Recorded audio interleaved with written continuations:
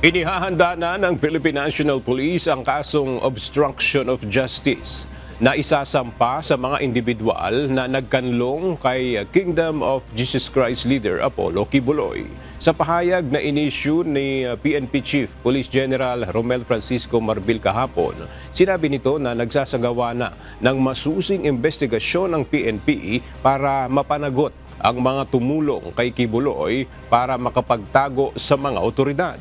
Sinabi pa ni General Marbil na hindi makapagtatago ng matagal si Quiboloy kung walang mga kaalyado na nagbibigay ng impormasyon dito sa kinaroroonan ng mga pulis habang isinasagawa ang operasyon.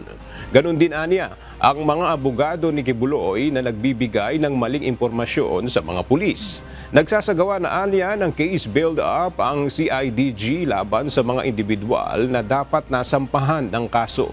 Ayon kay General Marbil, hindi titigil ang PNP habang hindi napananagot ang mga ito at hindi na ibibigay ang hustisya sa mga naging biktima ng religious leader.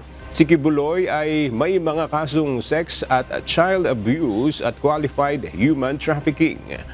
Napilitan itong sumuko ng masukol sa isinagawang 16 na araw na operasyon ng PNP sa KOJC compound.